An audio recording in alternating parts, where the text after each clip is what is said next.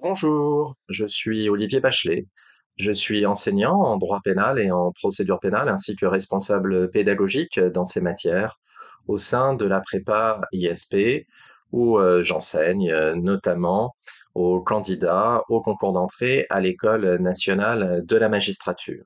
Je suis par ailleurs magistrat de l'ordre judiciaire, président de chambre correctionnelle. Cette vidéo est consacrée à quelques observations relatives au sujet de droit pénal et de procédure pénale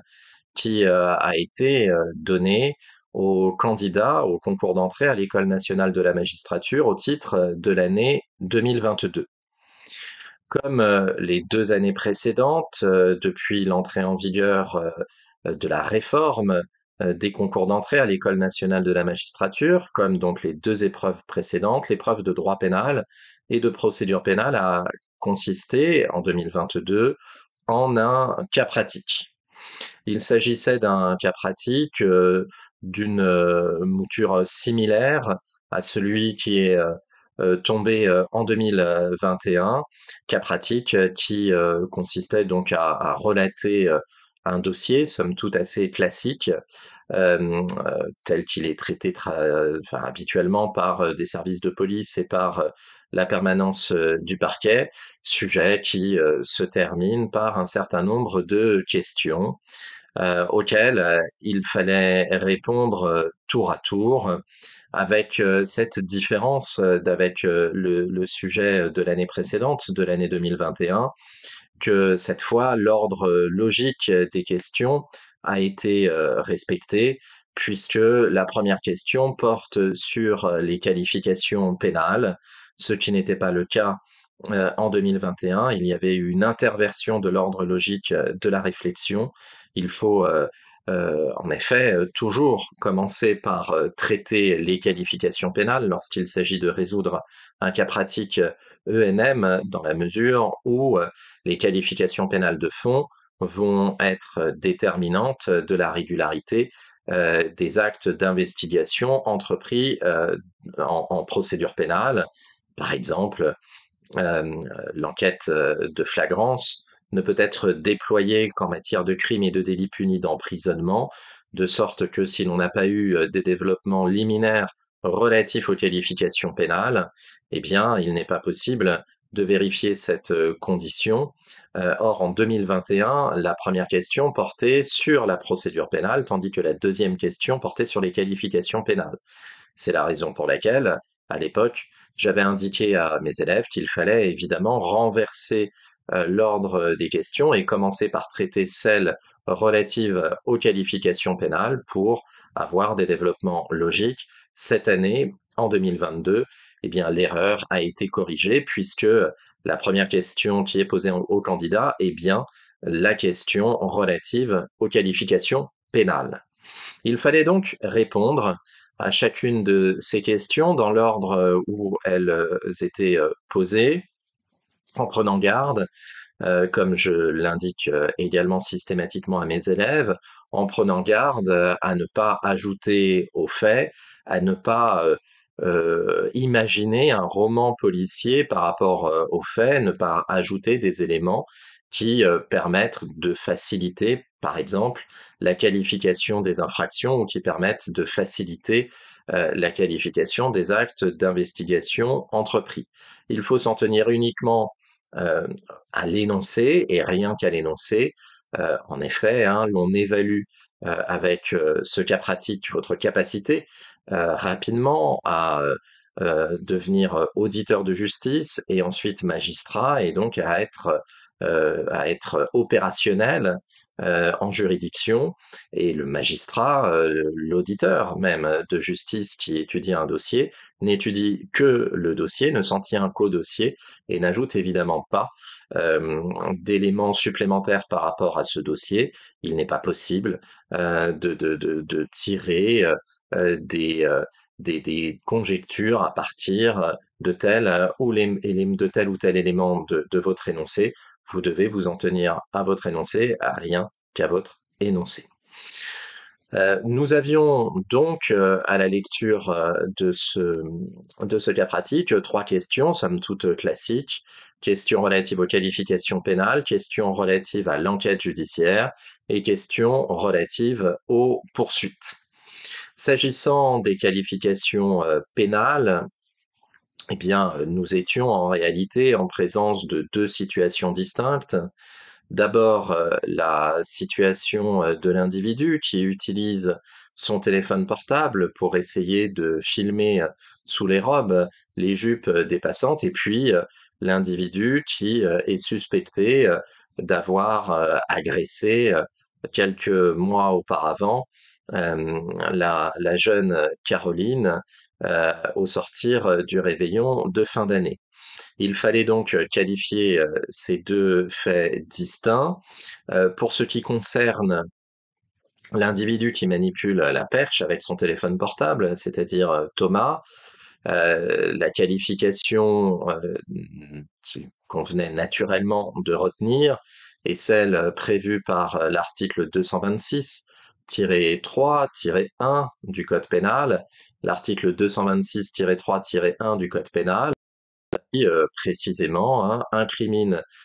ce comportement qui consiste à utiliser tout moyen afin d'apercevoir les parties intimes d'une personne, ce qui est le cas en l'occurrence, avec une difficulté dans l'énoncé, et puisqu'il faut évidemment le lire avec attention, une difficulté dans l'énoncé qui résulte du fait que lorsque les enquêteurs vont exploiter le téléphone portable de l'intéressé, eh bien, des images datées du 5 mai 2018, à partir du 5 mai 2018, vont être découvertes. Or, le texte, l'article 226-3-1 du Code pénal, a été créé par la loi du 3 août 2018 qui a été publié au journal officiel le 5 août et qui est donc entré en vigueur le 6 août 2018. Or, nous sommes en présence de faits qui manifestement ont eu lieu avant l'entrée en vigueur de cette loi, de sorte qu'évidemment, il fallait ici rappeler le principe de la non-rétroactivité in peius, s'agissant d'une loi de fond plus sévère, qui avait pour conséquence donc l'impossibilité de mettre en œuvre ces nouvelles dispositions pour des faits commis avant son entrée en vigueur et donc envisager d'éventuelles qualifications alternatives, sachant que en la matière, hein, les juridictions du fond avaient été confrontées à la difficulté de qualifier ces faits, notamment il avait été envisagé de mettre en œuvre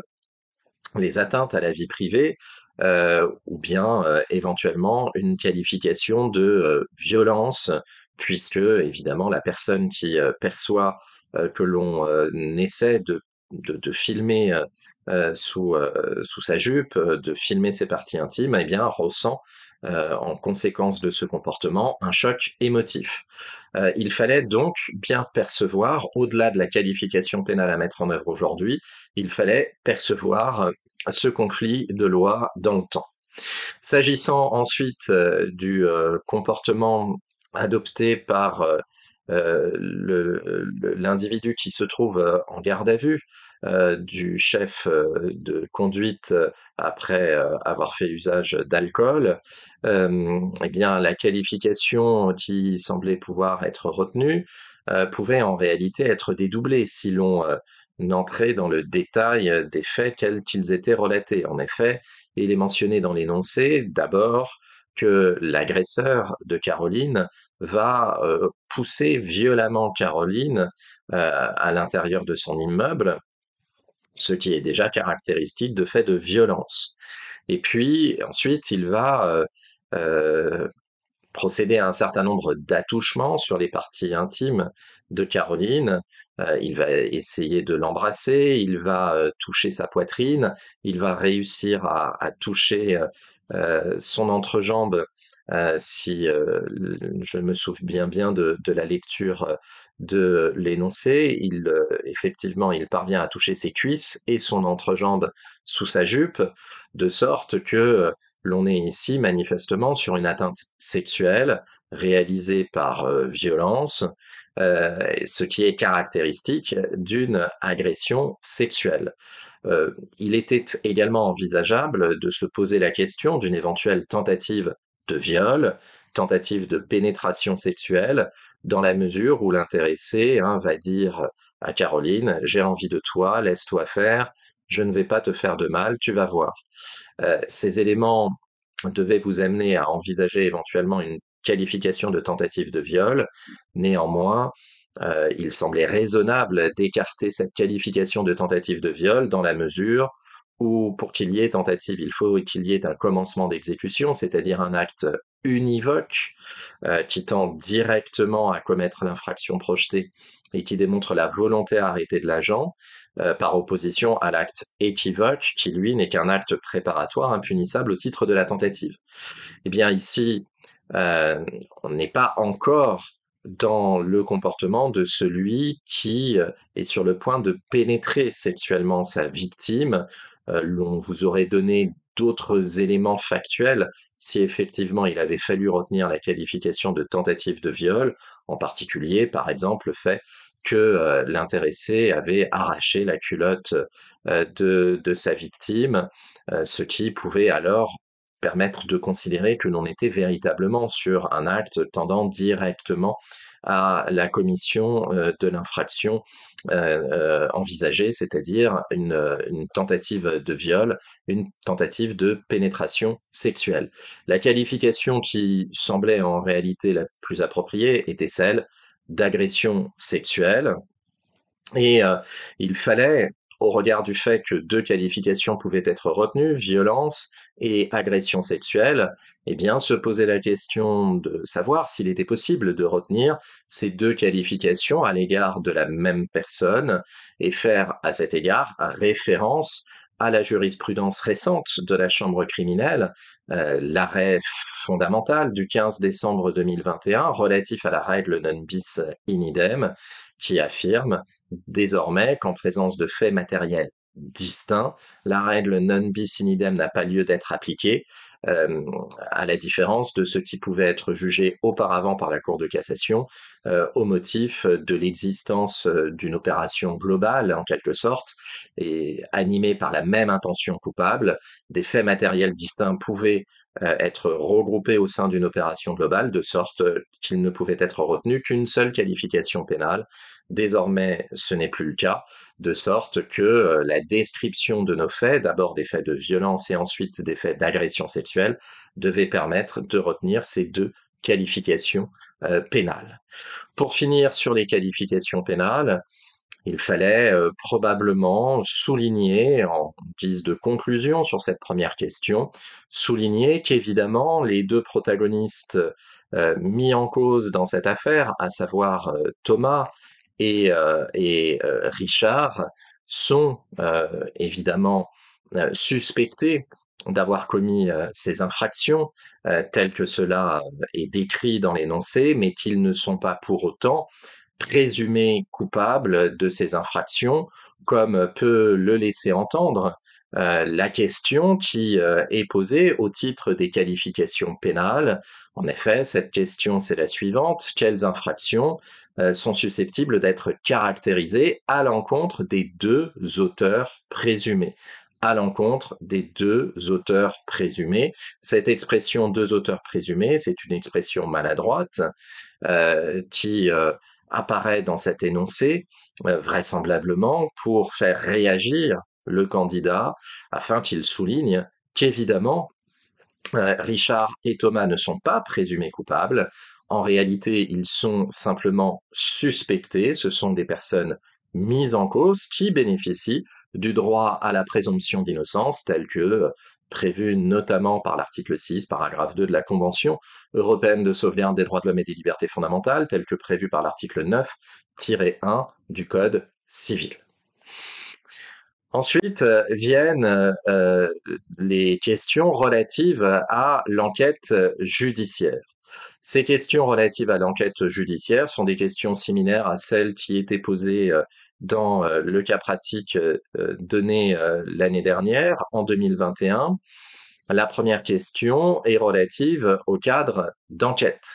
Quel est le cadre d'enquête? Il fallait appliquer la méthode que j'enseigne habituellement à mes élèves, consistant à souligner que ici, nous ne nous situons pas dans le cadre d'une information judiciaire, faute d'indication en ce sens dans l'énoncé. Nous nous situons donc nécessairement dans le cadre d'une enquête de police et souligner, en particulier au regard du critère temporel s'agissant des enquêtes de police, souligner que pour ce qui concerne les faits reprochés à Thomas, eh bien, c'est une enquête de flagrance qui se déploie, puisque nous sommes en présence d'une infraction qui est en train de se commettre au moment où les enquêteurs se rendent sur les lieux. En revanche, s'agissant de l'agression sexuelle, de l'agression subie par Caroline, il faut bien admettre que le critère temporel n'est pas satisfait puisque les faits ont eu lieu le 1er janvier 2022.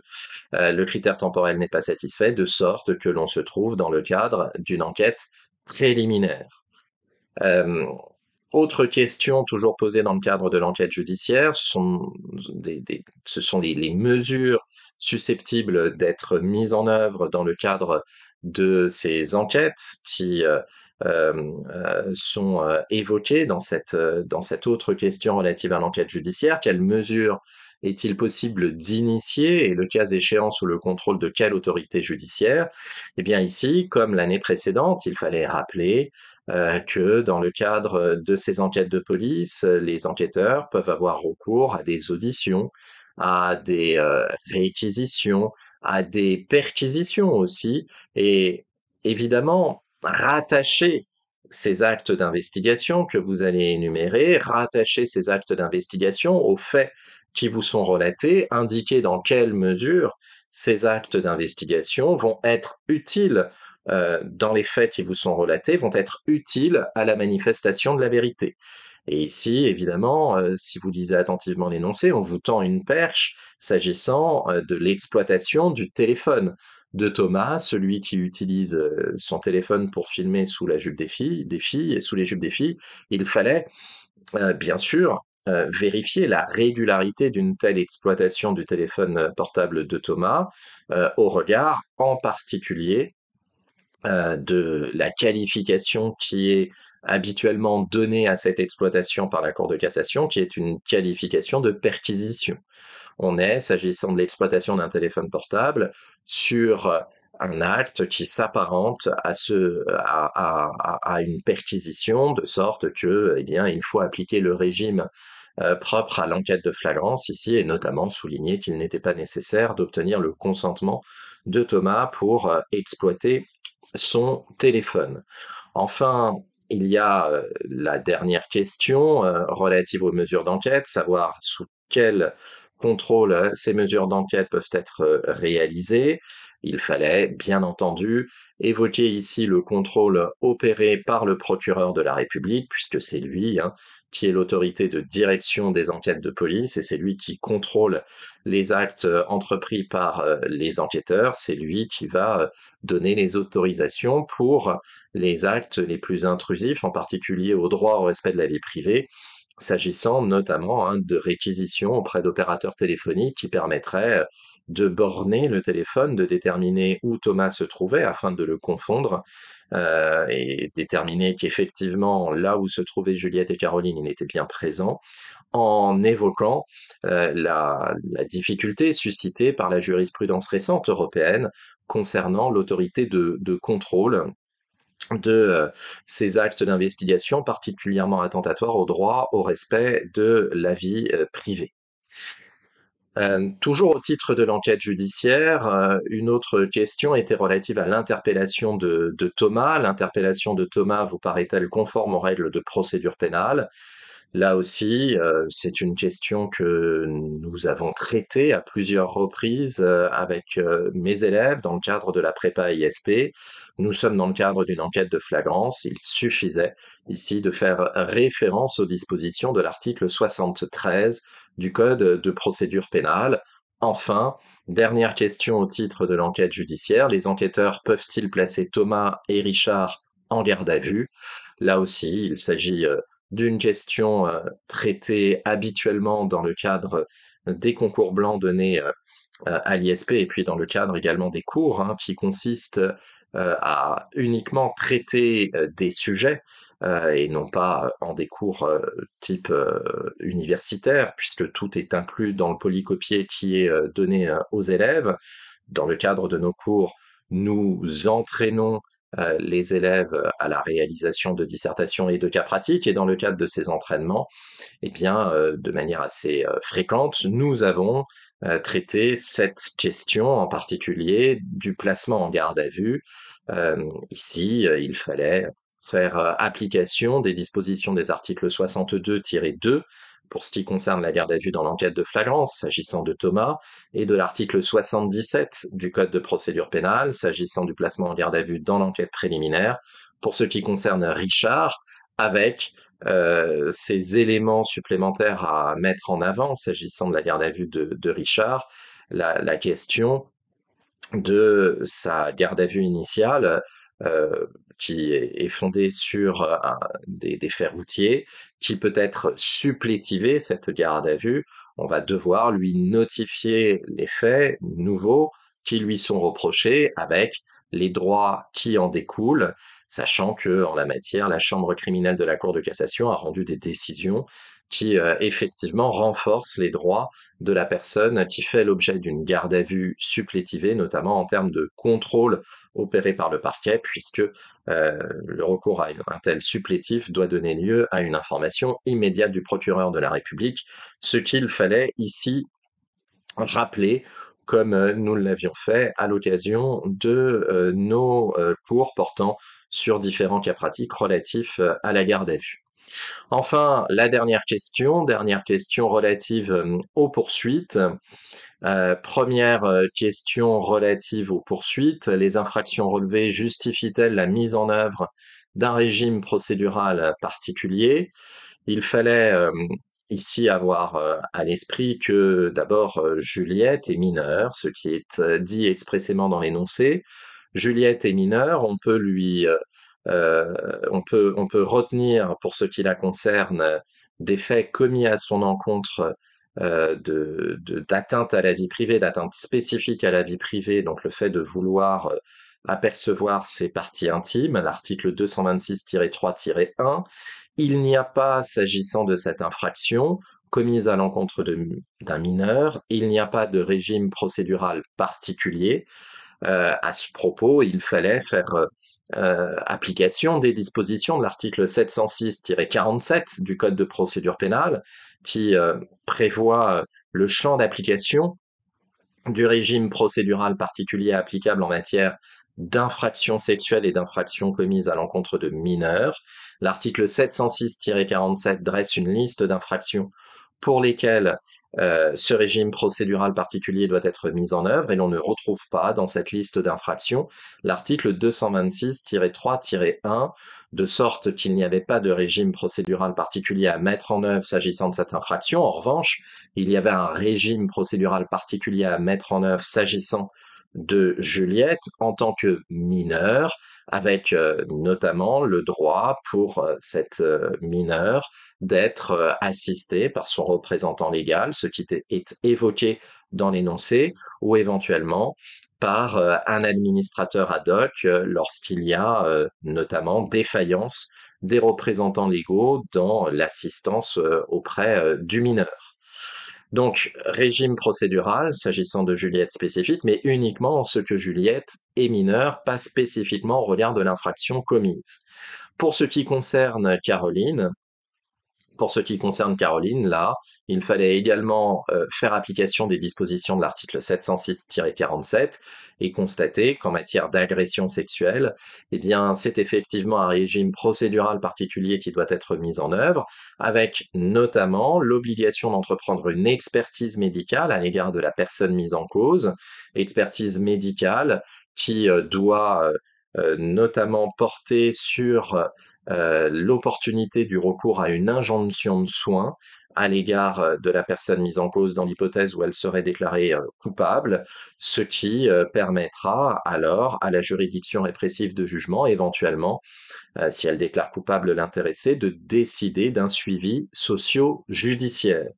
Et puis au-delà de cette expertise médicale obligatoire, c'est également la question de l'inscription de l'intéressé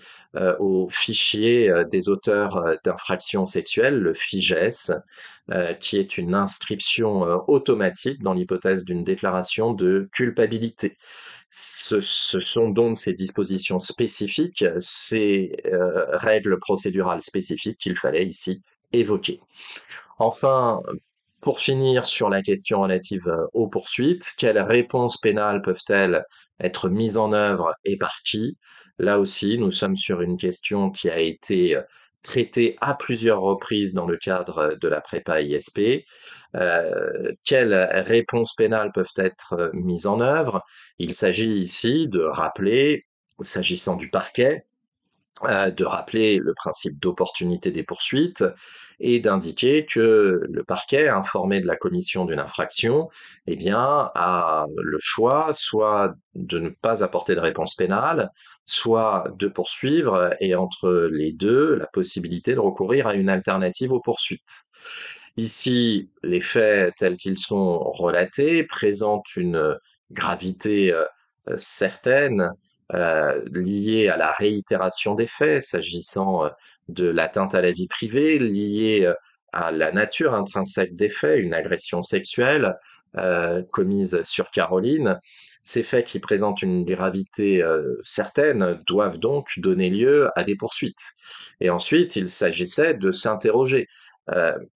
Quelle poursuite engager? Et sur ce point, il fallait rappeler que le parquet a toujours, lorsqu'il détermine le mode de poursuite, il a toujours en tête deux critères. Le premier critère est celui de savoir est-il nécessaire de recourir à des investigations supplémentaires? Et le deuxième critère, c'est le critère des mesures de sûreté. Est-il nécessaire de recourir à des mesures de sûreté? Un placement en détention provisoire, une assignation à résidence sous surveillance électronique ou bien un contrôle judiciaire dans l'attente de l'audience de jugement, avec les différents modes de poursuite qui permettent de combiner ces différents critères.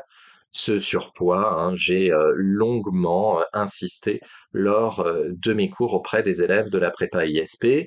Au terme de notre réflexion en la matière, l'on pouvait raisonnablement estimer que le recours à une convocation par procès-verbal était la voie la plus appropriée s'agissant de Thomas. L'atteinte à la vie privée ne justifie pas en tant que telle une atteinte à la liberté d'aller et de venir de Thomas. On n'est pas sur des faits aussi graves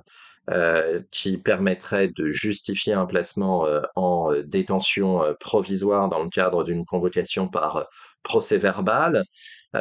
Néanmoins, le recours à la convocation par procès-verbal peut apparaître utile afin de permettre le placement sous contrôle judiciaire de Thomas en lui interdisant en particulier de fréquenter les lieux où il va réaliser les actes infractionnels qui lui sont reprochés, ne pas se rendre sur les quais qui sont évoqués à plusieurs reprises dans l'énoncé. Pour ce qui concerne Richard,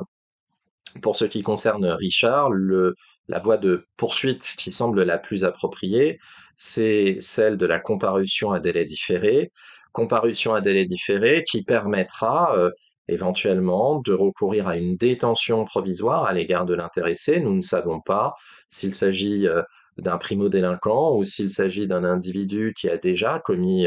des infractions violentes, en particulier des infractions sexuelles, ce qui pourrait éventuellement mener à requérir un placement en détention provisoire dans le cadre de cette comparution à délai différé. Si tel n'est pas le cas, eh bien, une mesure de sûreté moins attentatoire aux droits et libertés pourrait être envisagée, en particulier un contrôle judiciaire avec l'interdiction d'entrer en contact avec la victime, l'interdiction de paraître à son domicile, l'obligation de travailler ou de se former, puisque dans l'énoncé, il est indiqué que Richard n'a pas d'activité, ou en tout cas, on n'a pas d'indication sur l'activité professionnelle de Richard, et à cet égard, l'obligation de travail de formation peut toujours être utile.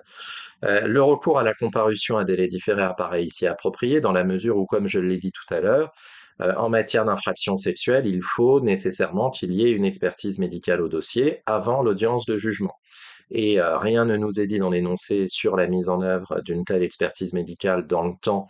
de la garde à vue, et de toute manière, ce temps est limitée, de sorte qu'il est assez difficile d'envisager une telle expertise médicale dans le temps de cette garde à vue. Et donc, le recours à la comparution à délai différé pourra être justifié par la désignation d'un expert qui devra rendre son expertise dans le temps de la comparution à délai différé, qui est au maximum de 2 mois, éventuellement avec une prolongation supplémentaire pour 2 mois supplémentaires. Enfin, il y a la le tout petit ajout par rapport à la question traditionnellement posée en matière d'orientation procédurale. On vous pose la question: quelles réponses pénales peuvent-elles être mises en œuvre et par qui? Le et par qui devait vous amener tout simplement à ajouter, à côté de la réponse apportée par le parquet, ajouter la possibilité pour les plaignantes, Caroline et Juliette, de se constituer partie civile, soit par voie d'action, si d'aventure il n'y avait pas de poursuite exercée par le parquet, par voie d'action, c'est-à-dire au moyen d'une constitution de partie civile directement devant le tribunal correctionnel, ou bien par voie d'intervention, c'est l'hypothèse plus traditionnelle, dans laquelle les plaignantes victimes vont greffer leur action sur l'action déjà entreprise par le parquet. Voilà pour ces brèves observations relatives à ce cas pratique de droit pénal et de procédure pénale donné en 2022 dans le cadre des concours d'entrée à l'École nationale de la magistrature. Évidemment, dans le cadre de la prépa ISP qui s'ouvrira à l'automne dans la perspective des épreuves du concours, plutôt des concours 2023, évidemment, nous procéderons à une correction beaucoup plus fouillée, entrant dans le détail de chacune des questions, en particulier de la méthode à appliquer. Il s'agit ici simplement de donner quelques lignes directrices pour la résolution de ce cas pratique. J'espère que ceci vous sera utile. Je vous souhaite bon courage et je vous dis à très bientôt dans le cadre de la prépa ISP.